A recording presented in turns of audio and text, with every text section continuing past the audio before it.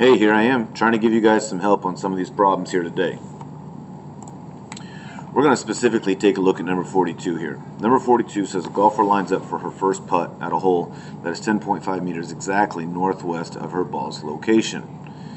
She hits the ball 10.5 meters and straight, but at the wrong angle, 40 degrees due north, from due north. In order for the golfer to have a two-putt green, determine the angle of the second putt and the magnitude of the second putt's displacement. Determine why you cannot determine the length of the travel of the second putt. Well, let's go ahead and take a look at this. Okay, so here's where we start. She needs to hit it at 45 degrees exactly 10.5 meters, but she's off a little bit. She hits it at 40 degrees from due north, or from our y-axis, at 10.5 meters. Well, the first thing I'm going to do with this is, in class we've talked about this, is all of our stuff works better if we measure off the x-axis. So if this right here was 40, that means this angle right here was a 50-degree angle. So what I'm thinking going forward is I want to find out how far was it supposed to go on the x-axis, or in x direction, and how far up was she supposed to have hit it in the y direction. And then I'm going to find out how far did she hit it in the x direction, and how far did she hit it in the y direction, and find out how far off is she. By doing that, I should be able to subtract the two, and find out what this x or y component and that x component is.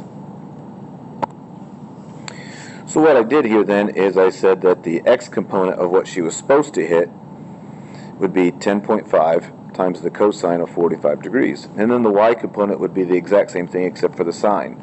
And because it's 45 degrees, all right, from our unit triangle, we know that we're going to get the same answer for both these because they're the same degree. So we get, it was supposed to go 7.42 meters to the right, and it was supposed to go up 7.42 meters. That's where she was supposed to hit it. Now let's find out where it is.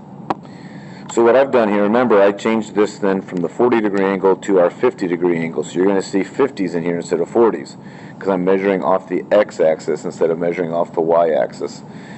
In this term, 10.5 cosine of 50 means she actually hit it 6.75 meters to the right, and then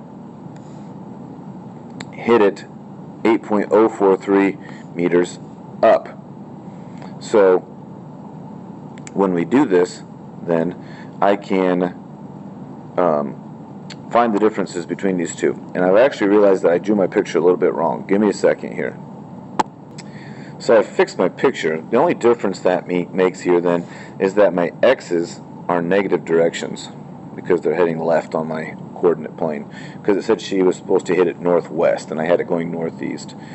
So now from here what I'm going to do is find out how far off are these. How far is she from where she's supposed to be? I'm going to find out then this right here. I'm going to find out how far down does she need to hit it, and how far to the left, or how far in the negative x direction, and how far to the, or in the negative y direction, how far in the x direction, negative x direction, does she need to hit it.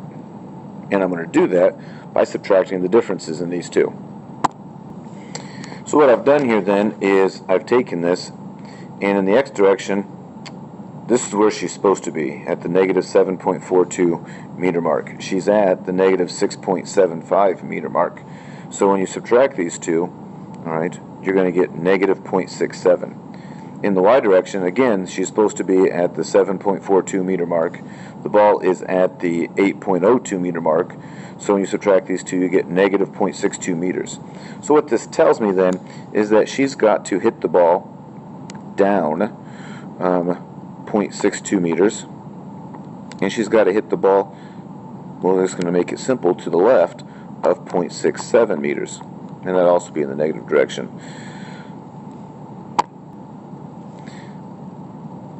Okay, so what I did here is question A.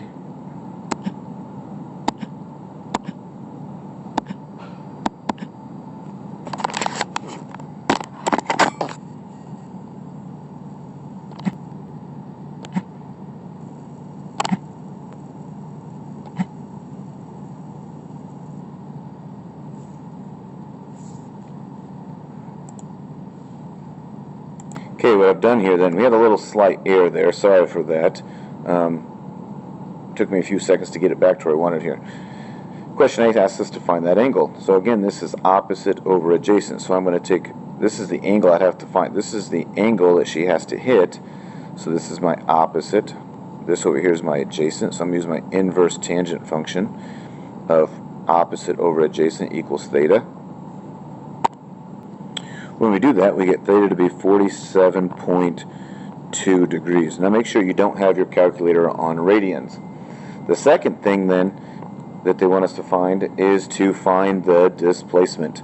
And we do that by simply, we can say this is A and that's B, and say that the resultant is C, and we can use our Pythagorean theorem of 0.67 squared plus 0.62 squared, and I'm going to say R squared as in the resultant, and R turns out to be 0.91 meters, and then I'm going to throw my angle on there, our direction, at 47.2 degrees, and that would be southwest.